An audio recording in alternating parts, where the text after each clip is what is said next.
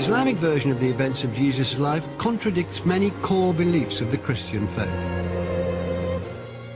In the Christian narrative, the most central and fundamental point of Christianity is the death and resurrection of Jesus Christ. Well, Islam basically denies that. وقولهم إنا قتلنا المسيح عيسى ابن مريم رسول الله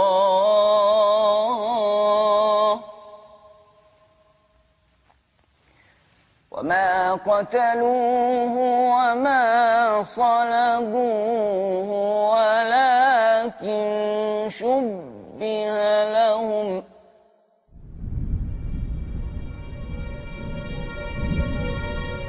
In the Bible, Jesus is betrayed by Judas and crucified by the Romans. The Quran says this only appeared to happen. There are two versions in the Islamic tradition about it appeared to them. Some of them say that there was a replacement for Christ on the cross. When the Romans had captured Jesus and were taking him away to the cross to be crucified, God Almighty set into motion a rescue operation. God turns the appearance of Judas Iscariot so that he looks like Jesus, and in all the scuffle and turmoil, the Roman soldiers actually arrest not Jesus, who is taken out of the situation by the four main angels. They arrest Judas, and he's saying, hang on a minute, I'm Judas. And they say, come on, we know you're Jesus, we know what he looks like. And he sent down angels to carry Jesus up into the heavens. The other opinion is appearance and reality. You thought something happened, it didn't happen in reality, and it really leaves it at that.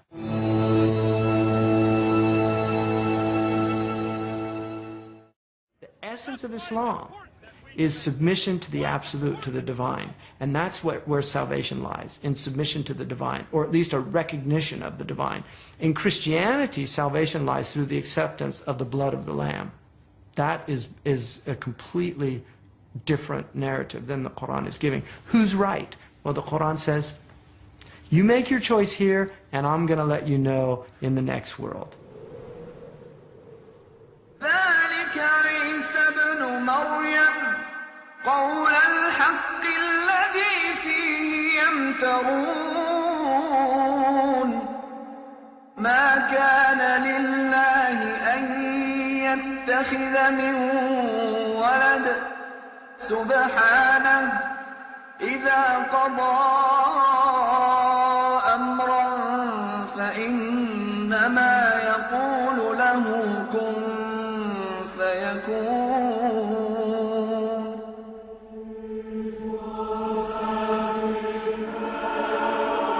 Muslims also dispute the Christian idea of Jesus' divinity, the belief that he was God in the flesh. In fact, the Quran warns Christians against this. Desist, it says. God is one, and Jesus is his servant.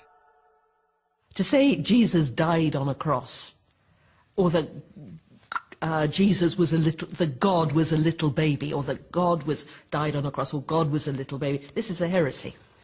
And to say that Jesus was God, full stop, is also a heresy. A lot of Christians don't realize this. The Quran says that the heavens were almost rent asunder, that the mountains were almost obliterated, that the earth almost shook at the idea that we would say that God had a son. In the Quran it says that on the Day of Judgment, God will actually ask Jesus Christ, Did you tell the people that you were God? And Jesus says, you know what I said, you see everything I say and do. I would never say that. Glory to you, transcendent are you. I would never say that. I have no right to say that.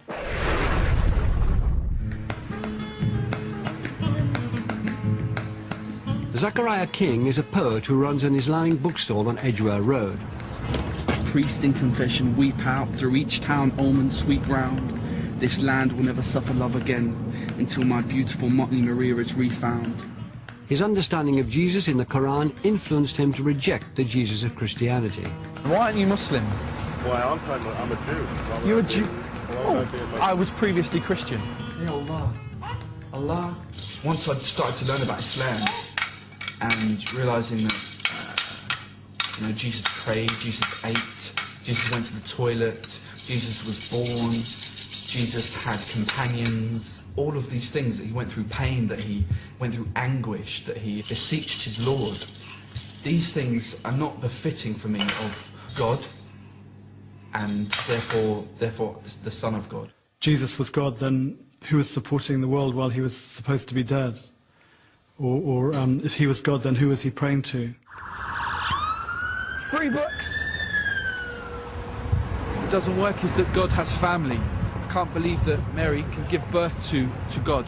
For God to be God, he has to be the creator and not become part of creation.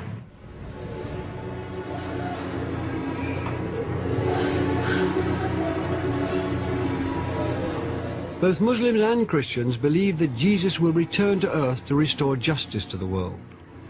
They also believe that before he returns, an evil person or system called the Antichrist will have gained influence over the planet. He's called the Antichrist or the false Christ because he stands for everything which goes against Jesus Christ's message. So instead of love and mercy, the Antichrist stands for hatred and war. Instead of being devoted to God and renouncing the world, the Antichrist stands for greed and exploiting the world and exploiting power, etc. In Islamic tradition, the Antichrist is called Dajjal. And Dajjal really means the imposter, the liar, the deceiver. Now, if you look at the word Dajjal, which means Antichrist in Arabic, the root word is to put pitch or tar over a mangy camel. And what happens when you do that is the mange goes away. It suppresses it, like putting cortisone on eczema. And then you sell the camel because it looks good, and so the person buys it thinking it's a healthy camel, and then a week later the mange reemerges. In the Bible, the book of Revelation says there'll come a time when no one will be able to buy or sell without the mark of the Antichrist. The main understanding of Muslim Antichrist prophecies is of an actual person. Vivid descriptions of his appearance and abilities can be found in the Hadith, the collected sayings of the Prophet Muhammad. The Prophet Muhammad said, every prophet has warned his people about the Dajjal, about the Antichrist, but he said, I will tell you something which none of the other prophets told their people, and that is that he has one eye. One eye. One-eyed. One eye. One eye which will be damaged.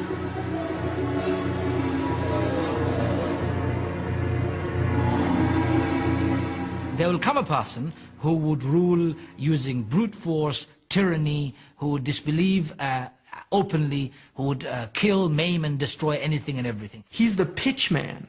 He's the one who's like pitching you this, buy this product, the 7 deadly sins: lust, greed, pride, gluttony. Right? You're really going to enjoy these. You're going to have a good time. He will do things that are beyond the ability of anyone. For example, by cutting a man in two, it says. Right down the middle. And then bringing him back to life. I mean, after you've witnessed such an event, it would be very difficult not to believe in such a person.